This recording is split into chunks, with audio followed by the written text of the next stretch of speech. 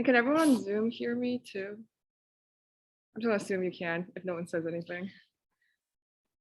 But, so this is the randomized algorithm review session.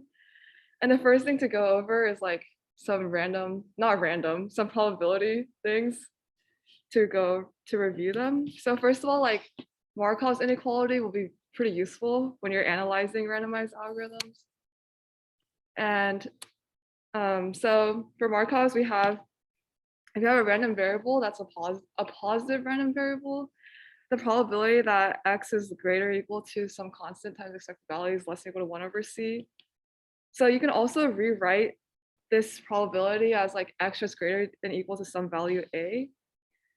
And then if you have like a equals like c times expected value of x, then c is like a over expected value of x. So then this is less than or equal to expected value of x over a, right? So like there's two forms of Markov's and either of them can be used. And also we have linearity of expectation. Hopefully you remember this. I think some people join, but hopefully you remember linear expectation. But it's just you can move the expected value inside a summation, and here in C is a constant. And then some other useful facts is like the probability of the complement of something is 1 minus the probability that it occurs. And you have union bound, where the probability A union B is less than or equal to probability A plus probability of B. And now we have chain rule, where you have the intersection of a bunch of random variables. Then chain rules, like you take the probability of A1 times the probability of A2 given A1, then like A3 given A1 intersection A2, so on and so forth. I'll try and turn that off.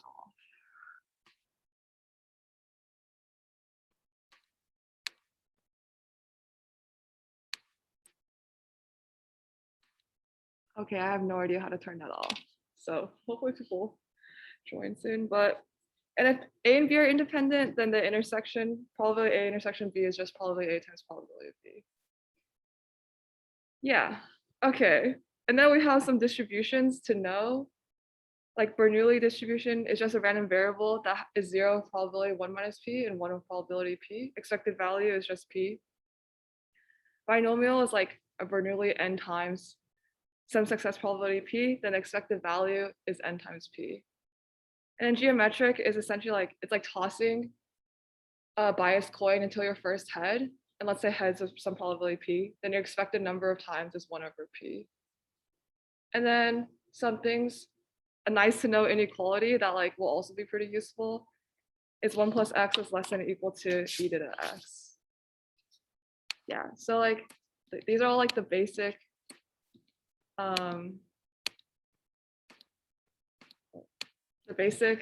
like probability things to know in order to analyze randomized algorithms. Does anyone have any questions?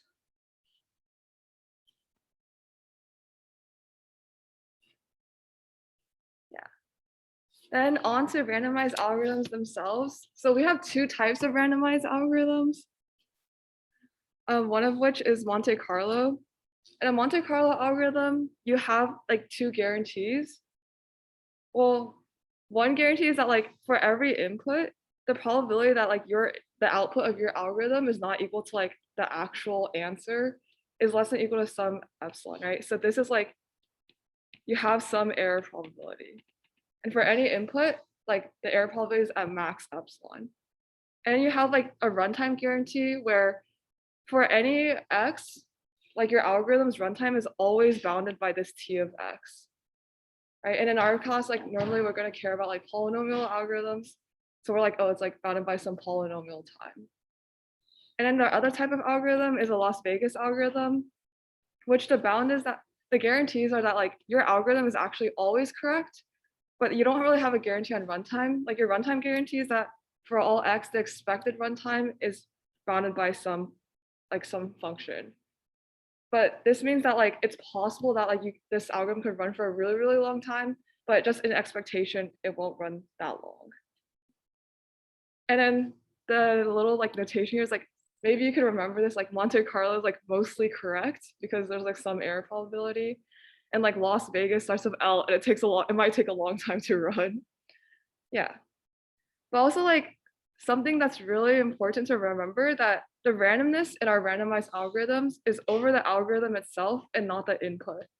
So if you had a case where like 99 things were like yes, and then there's like this one instance I was like no, and your algorithm was like always return yes, like this is a faulty randomized algorithm because like you're saying, oh, there's only 1% probability error if you like took a uniformly random input.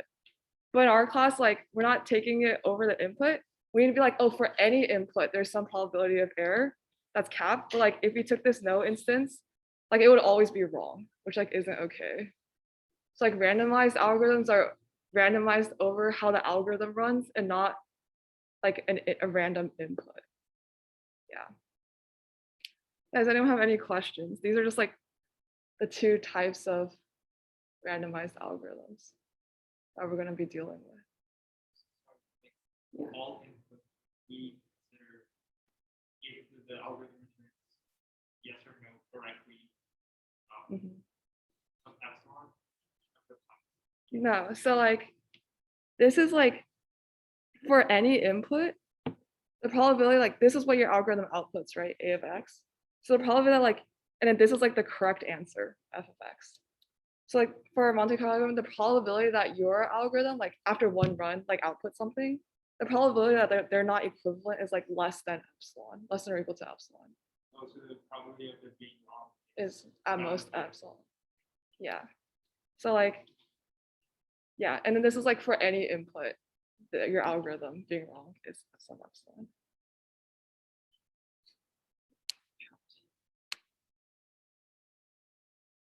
Do you want me to explain why? So randomness over algorithm is because like in randomized algorithms, like your thing has like access to like random like flipping of a coin or like random integers or getting a random integer or something. Like basically your algorithm is made of randomized. They're called randomized algorithms because you have access to like random things. I think like normally I forgot what explicitly it is, like probably like some binomial coin flipping thing, but essentially like you have access to a random flipping of a coin or a random integer from like 1 to n.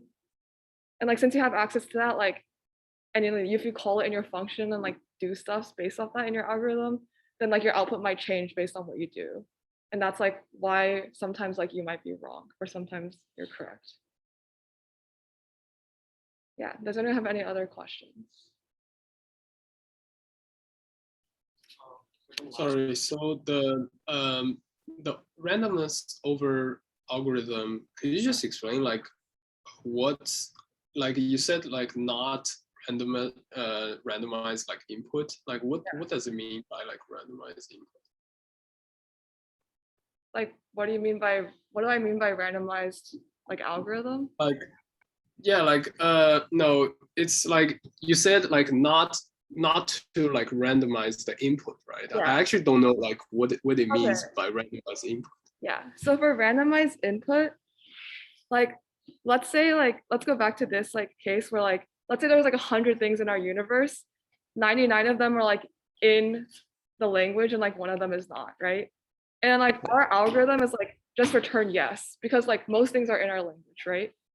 Then like if you analyze this algorithm with respect to a random input, like a uniformly random input, you're like, oh, there's only like a 1/100 chance that our algorithm is wrong, right? Because like you took a uniformly random input from our universe of inputs. But this is like not good, right? Like this is not what we want our algorithms to do. We want it to be like for any input, our algorithm is bounded by some error probability. So like uniformly random input, I just mean that like you took a random input from your universe. Just don't do that. Yeah. Okay, so basically it's like it's our algorithm itself that has some like random. Okay, I see. Yeah, like maybe you like here you just like oops. Here you just like flip a coin and like output yes if heads. Okay, I see. Like 0 otherwise, right? Then like for any input, like you have half probability of being correct, right? So like okay, yeah, got it. Thank you. Yeah. Are there any other questions? No? Yeah. Yeah. I was wondering if like Quicksort was like with Las Vegas because the average is Yeah, Quicksort. Yeah, because Quicksort is always going to be correct, right? It's going to give you a sorted list, but in expectation, it has some runtime, and it's a randomized algorithm. Yeah. Yeah. Okay. So now, like, the first thing we're going to do is like, we can actually convert between these two types of algorithms. So like, we can convert from a Las Vegas algorithm to a Monte Carlo algorithm. So can anyone tell me what a Las Vegas algorithm is? Yeah. like it's always correct, but it can have Yeah. non-probability. Yeah, it could have a really long running time, right? But Monte Carlo like could be wrong, but like must have a bounded running time. Right. So like if you're just thinking about if you had a Las Vegas algorithm, like what will we have to do to like make it a Monte Carlo algorithm? Maybe like bound the number of steps and then Yeah. So like in our algorithm, we can like, okay, let's call the Las Vegas A. In our algorithm for like A prime, we can like run A of X for like some number of steps, right? And if A terminates, output solution. If A or otherwise, you just output like fail, right? Okay. So here I'm gonna say like, in order to change a Las Vegas to Monte Carlo, like we just need to like stop it from running at some point, right? Because you need to have a capped runtime for Monte Carlo. So that means that like whenever you run it for this many steps, if it terminates, then like you know the solution is correct here. And if it never doesn't terminate, then like you're gonna fail, right?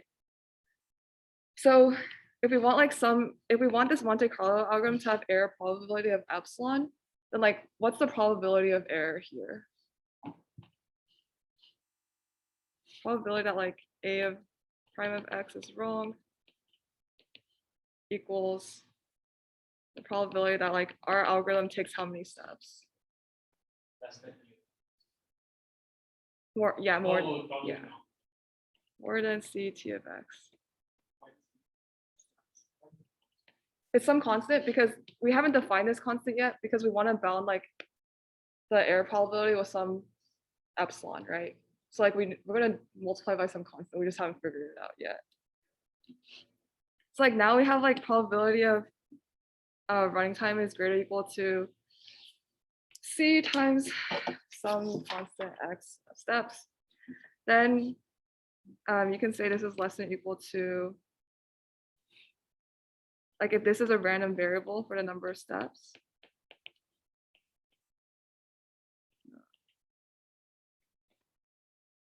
T of X. Oops. And then this is like, what did you write on huh? what's on the The probability that we're wrong. no, like on the last probability like 1x. Oh, it's a T.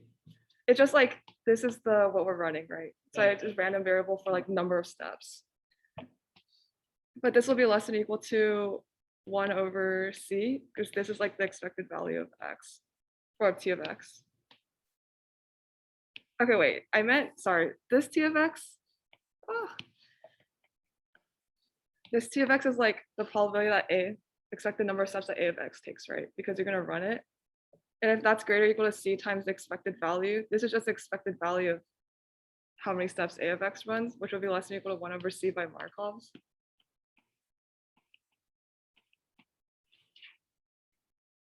Right, so then in order for this to be 1 over, if we set 1 over C equal to epsilon, then like C equals times C, 1 over epsilon, right? So that means that like we're gonna run our thing for like 1 over epsilon T of X steps, and then that will give us the error probability of epsilon for our Monte Carlo algorithm, right? And if you just think about this, like if epsilon was like 0.1 or something, then like 1 over 0.1 is really large, and you're gonna like run it for a lot of steps. So we define our cutoff in terms of what epsilon is. Yeah, because we're just like trying to get a bound of epsilon, so you can like use that epsilon inside your thing. So one caveat here is that like in order to do this, like you need to be able to calculate this like t of length of x in like polynomial time basically, or like some time. But in our class, well, also in our class, like probably aren't going to do this that much, but everything we use like should have that property that you can like calculate it in reasonable time, the cost. Yeah. So that's converting Las Vegas to Monte Carlo. But now like we can also convert a Monte Carlo algorithm to a Las Vegas algorithm. Except here, there's like one assumption that we need to make is that like we can check if what A outputs is correct in poly time. Like T1 of X time. Right, so like if we can do that, then like how do we change a Monte Carlo algorithm to a Las Vegas algorithm? Yeah, run it multiple times. I each time do what? Check if it's correct output, right? So like our A prime is X is run, oops. Run A of X, if correct, output, repeat, right? Then like in order to analyze this, like how many times, okay, well we have like, let's say A has like some success probability P, then like in expectation, how many times will we have to run A of X and check it?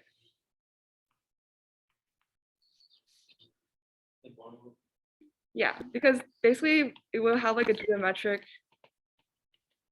random variable with probability of P, or it's just geometric of P, like whatever your random variable is. That random variable will be geometric with success probability of P because the probability like A is correct is P. And then by like expectation of a geometric random variable, I'm going to run it 1 over P times. So then like your expected running time is like however long A of X takes, which you know is like T length of X, plus like how long it takes to like check if it's correct. Expected number of steps. So I have like this number of steps, basically, an expectation. Yeah. So then now like we're always correct. We have expected number of steps. Any questions? Oh, how do we, oh, sorry, I completely missed your question earlier. We got 1 over C by Markov's because you know, this is the expected value of like the random variable. And our random variable is like the number of steps that A of X will take. So it's like bounded by 1 over C by Markov's. So then like we wanted this to be epsilon. So then we figure out what C should be. Oh, I see. The Markov the inequality is just when we have like some random variable greater than some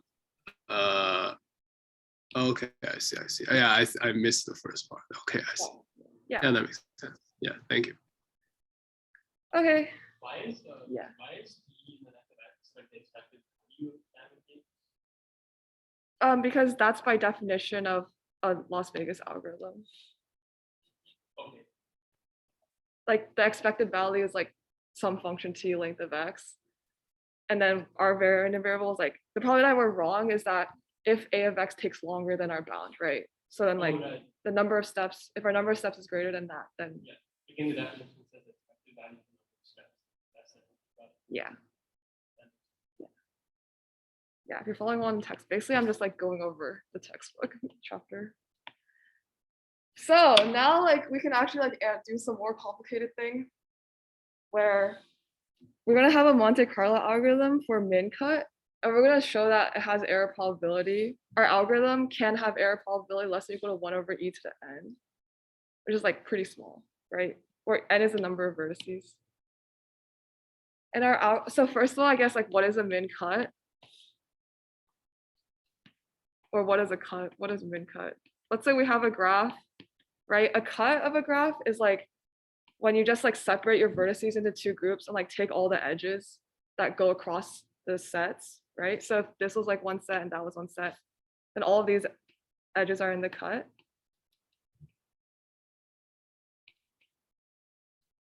right? And like this can be a cut, that can be a cut.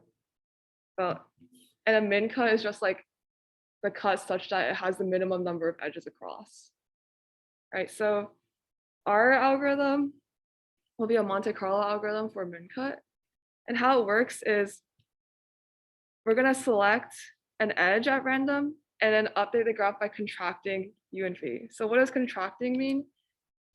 Like, let's say we select like this edge, which contains these vertices, and we contract.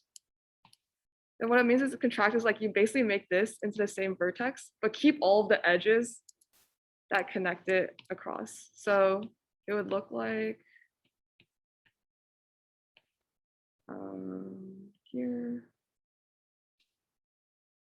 here, like that. The graph would now look like this. So when you said Yeah, you want to duplicate the edge because we're going to say that like a cut across this graph is the same size as a cut across the original graph. Right, so like what happens here is like this edge, this vertex, like we contracted these two vertices into one vertex and you kept like all the outgoing edges. So you just like lost this edge in the middle. But since like in a cut, like you don't care about edges in the same set, like that doesn't matter to us, right? so when you get those two vertices, you're gonna sweep them in the same function. Yeah, that's basically what happens like at the end. Because what's gonna happen at the end, once two vertices remain, we just output that cut, right? Corresponding to a partition, you return that cut. And since like two vertices, each vertice like represents like a set of vertices, it's a valid cut.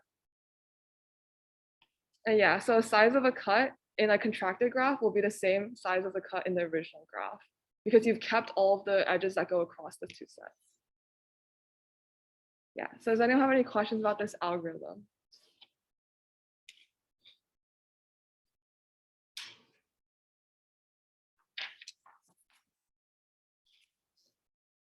So first of all, this algorithm, like we subtract one from the vertices each time. So like it will terminate in like n until two vertices, so like n minus 2 iterations, right?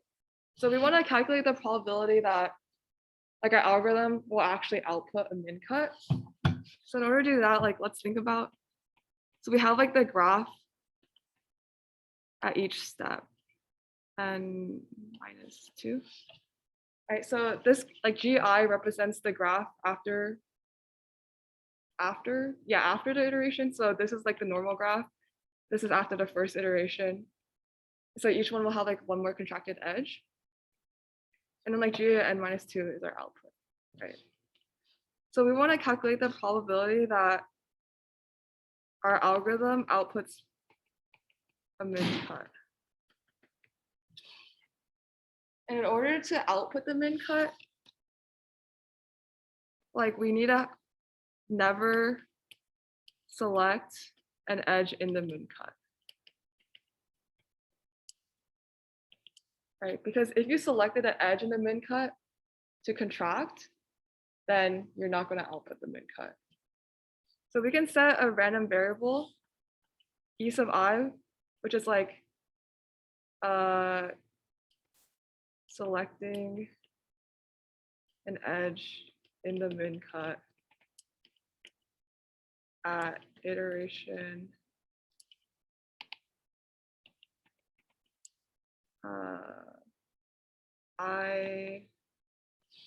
okay, there's like indexing in this problem, which is confusing.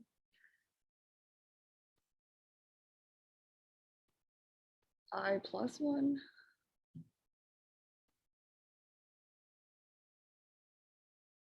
minus 2. I plus 1, I think. No, I minus 1. I plus 1 or I minus 1?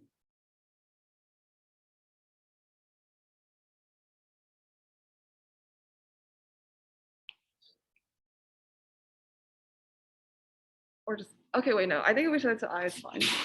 Okay, so e sub I is the probability that we select an edge in the min cut at iteration I. So the probability that we output the min cut is like e sub 1 intersection e sub 2 intersection is n minus 2. Right. The probability that we output a min cut is the probability that in every single one of our iterations, we don't select an edge in the min cut. Right. And then here we like cite chain rule. So this probability is like that times the probability of E2 given E1, so on, probability of E n minus 2 given the rest. Right. So this is like what we want to calculate. And in order to calculate that, we can consider like probability of E I given E I minus 1. Right. If we calculate this like arbitrary one for arbitrary iteration, we can just like plug in our values and get an answer. So in order to like think about what's the probability that like you don't select an edge, given that like you haven't selected the edge from the min cut so far, is the same thing as saying what's the probability that like we select the edge given we haven't selected it so far. Right. Doesn't it like depend on how many edges there are? Yeah, so it will depend on how many edges there are. So like what is, if we just wrote it in terms of edges, what would this be? Like if we had m of I, we had like mi edges left. What's the problem? Like, oh wait, sorry. Like the number in the min-cut. Yeah. So this would be like 1 minus the number of edges in the min cut over m of I, right? But here, like we don't know anything about these values. Well, we can assume like we had some min cut, it's of size f, but we don't really know the number of edges left, right? Because who knows how many edges are left because you contracted a graph. So, but what graph property do we have that relates edges to something that we do know? At each iteration, we know like the number of vertices, right? Yeah, so then like the number of edges at the alpha. Yeah, so what lemma do we use in graphs a lot? Handshake lemma, right? Yeah, so we have 2 times the number of edges is the sum of the vertices left times their degree, right? But here, we can, what do we know about the size of a min cut? You know that the size of the min cut is at most the min degree in the graph. Because if you take any vertex, you can always have a cut that like cuts that one vertex out, right? So the minimum degree of the graph, our min cut will be less than or equal to that because that is a possible cut, right? Any degree by itself is a possible cut. So the min degree of a vertex is a possible cut. So our min cut like will be at most the minimum degree, which means here we can upper bound the sum of v and vi of degree v by sum of v of vi size of our min cut. And we know like this is exactly the number of vertices left times the size of your min cut. Right? So now we have this bound. And now like we want to like get it in terms of that, right? So if we just solve. Oh, yes. This math would not work otherwise. Yeah, so we have this. Now we want to solve for like what f over mi is. And then you get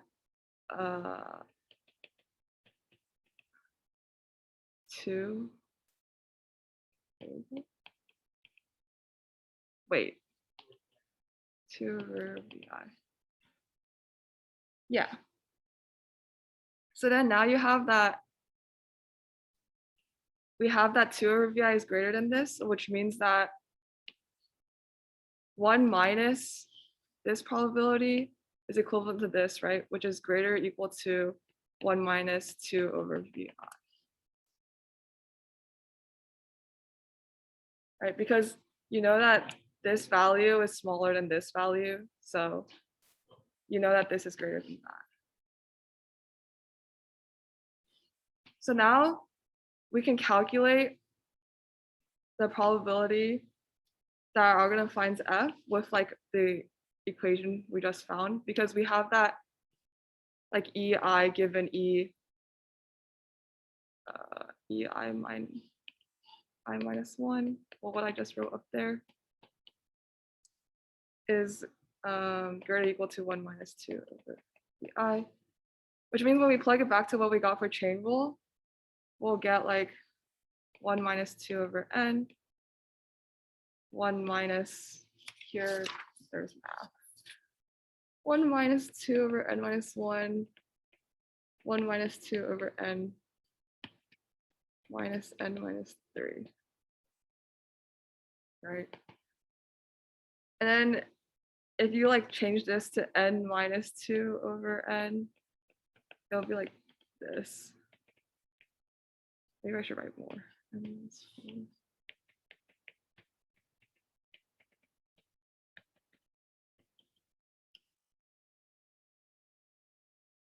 Like you can translate it to over in terms of n, and then you can see that like things cancel out. This. And then that one should cancel out. So everything except these two values and then these two values like will cancel out. So then we get that this is 2 over n minus 1, right? So probably that we find F is greater or equal to this, which is then greater or equal to 1 over n squared. So now we have like the probability that our algorithm outputs a min cut is greater or equal to 1 over n squared. Right, but this is not 1 over e to the n, right? This is actually like probability is like not that big that like we actually find a min cut. But even though we have like something that doesn't have that great of a probability, like we can do boosting. And then boosting, because you can boost things in our class, like when you think about randomized algorithms, you should just like come up with something like simple.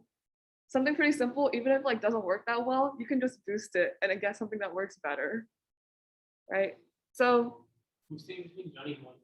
yeah, so when we boost, we're just gonna run this like some number of times. Then in order for like, after we run it a lot of times, like what's the answer we should be outputting in our algorithm? Because we want to find the min cut.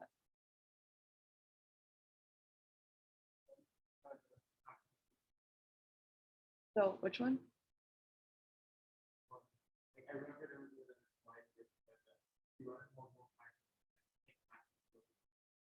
Yeah, so you can run it multiple times, output the maximum, but in this case, like in this case, like we have like a concrete value, right? Like with everything we output, like we'll know the size of the cut that it's outputting. So we can run it, but we also want to find the minimum cut, right? And everything we output is a valid thing. Yeah. So we can just run it multiple times and then output the minimum we find, right? Yeah. So now we figure out like what's the probability that our algorithm now like finds the min cut.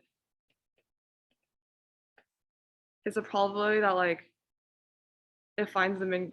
Well, okay, let's count probability error. So probability error is like probability we don't find the min cut, which is like 1 minus probability like finding the min cut to like some number of times that we ran it, right? Because each run is independent of each other.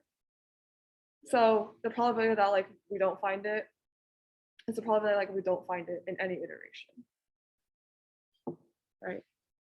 So then we can set this as like, this is equivalent to 1 minus 1 over n squared to t.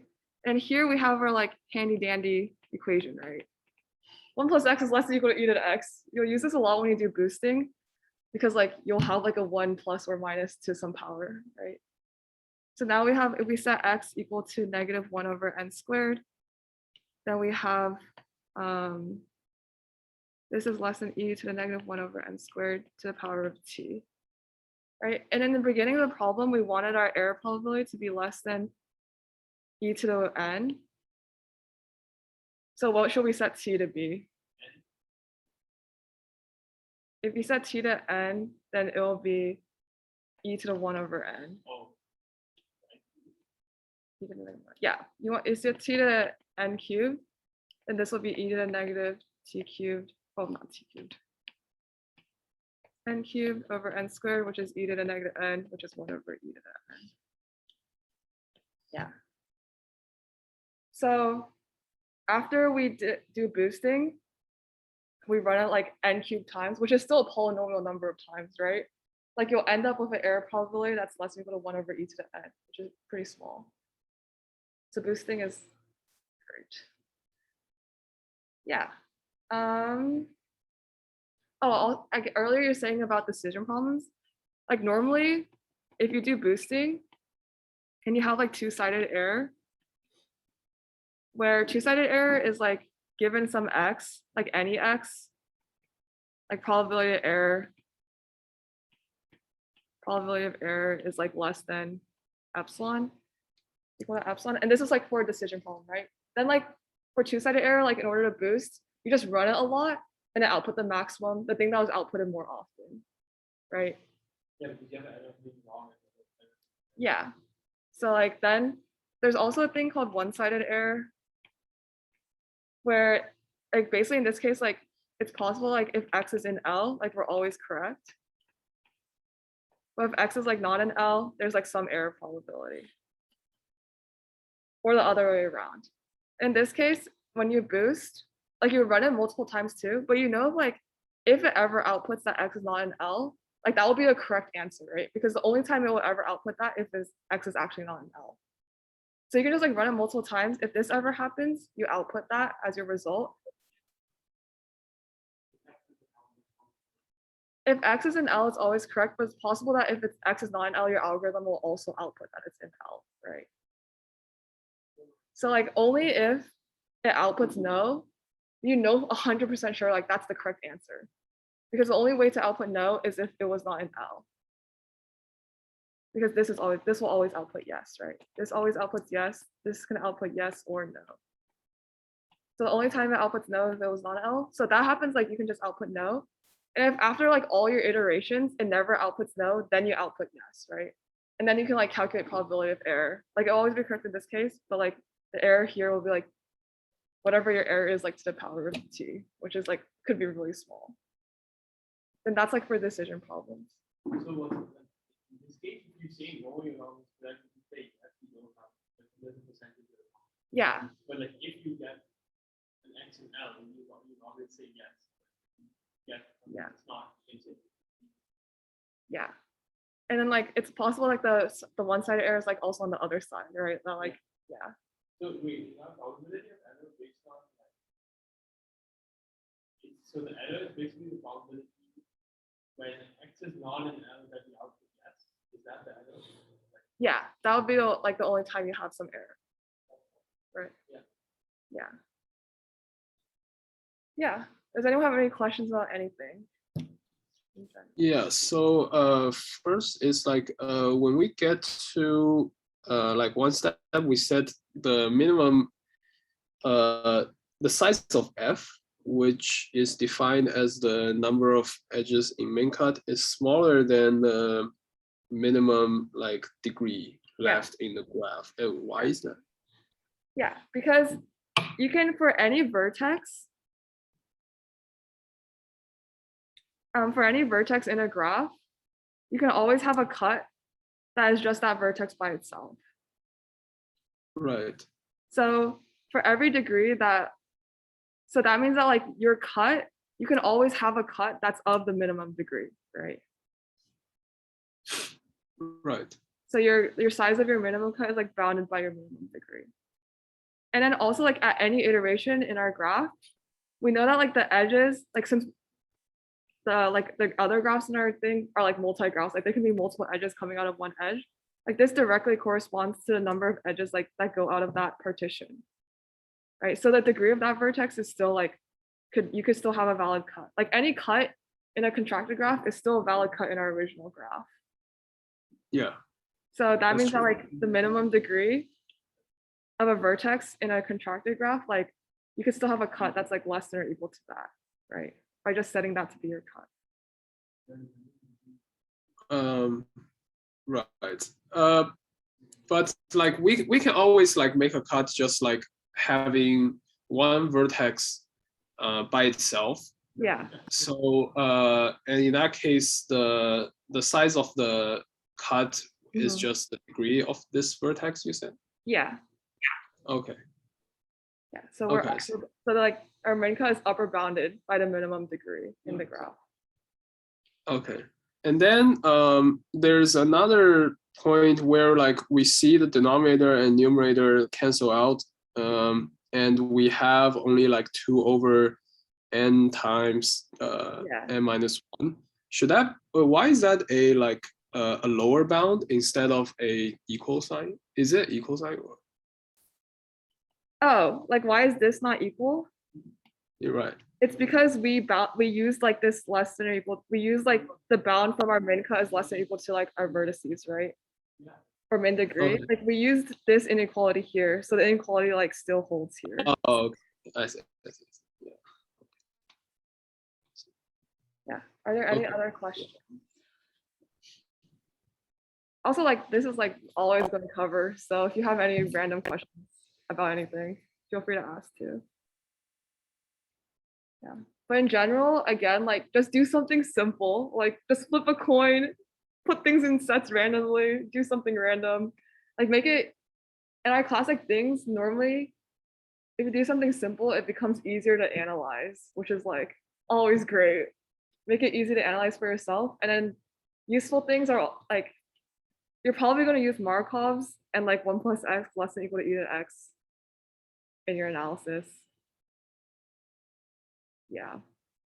Sometimes basically this page is like pretty much most things you'll ever use when you're doing analysis. Yeah.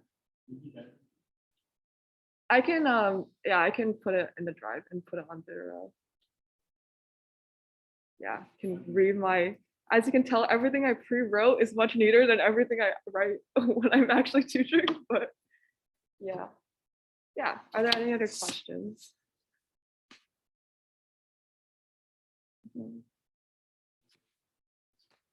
Two-sided error. In two-sided error, like what you do is like output majority. Because in two-sided error, like it could be wrong in either case. And you just like run it a whole bunch of times, and the thing that's more, you're like, oh, that's probably the correct answer. And you can like do math related to like actually calculating the error probability. For one-sided error, so the reason why, I'll just explain again what happens in one-sided error. I'm not really sure what your question is asking, but in one-sided error, like let's say your algorithm outputs yes, then if you look at like the possible answers that could be, that could mean that like x is in L or x is not in L, right? Because it's possible that like if x is not in L, it outputs yes.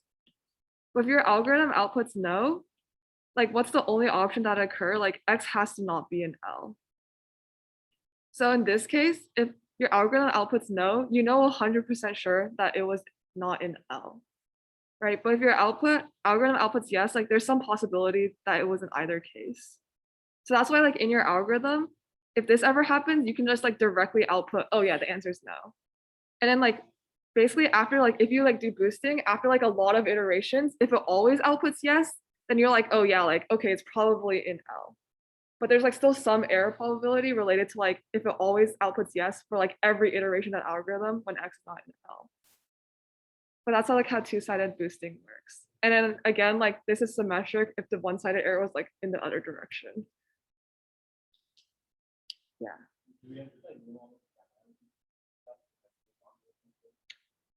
Hopefully not. I think There's a point where we decided to set the value of t. What's the logic of like picking a particular value for t? So you're gonna normally pick your value from t based on the bound that the question asks you to get to. right? Because like if your question was just like some error probability, like you don't care what the error probability is. In our case, like we wanted to show that we could get an algorithm that had 1/e⁻n error probability, which like led us to setting the value of t to n cubed.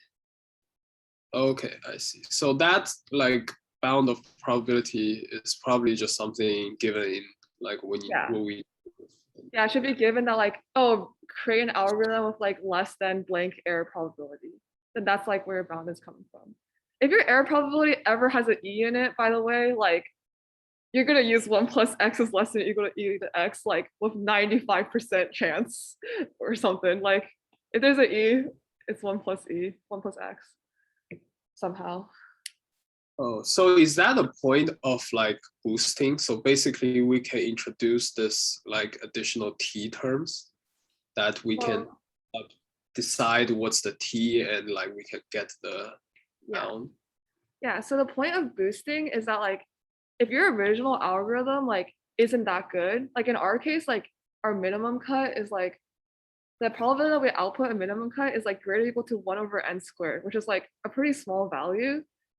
But the point of boosting is that like if you run your same algorithm like a lot of times, then Right. there should be like one case, like the probability that like one of these iterations was good is like high, right? Out of all of your iterations. So for boosting, like you figure out like your probability of error is like the probability like all your iterations were wrong. Then if you calculate that probability, like you can make it so your error probability is like less, right? Because you run it a lot of times. Okay. And then but the boosting, I feel like it will essentially turn a Monte Carlo algorithm to Las Vegas algorithm, right? So because here we it won't, like because there's still some probability of error. Because what if at every iteration, like you're wrong, then it will still output a wrong answer. It's just that that probability might be really, really small, but that's not a guarantee that it's correct, right? right. And then like I guess running this algorithm like in this case t equals n to the third times, it's still going to increase the runtime bound, but the runtime is still going to be bounded. So that's why it's still is Monte Carlo. Okay. Yeah, like your runtime is still set because you're running like this fixed algorithm for like a constant number of times or some number of times, maybe a polynomial number of times, but it's just still fixed. Yeah. Okay. Yeah. Yeah. Are there any other questions?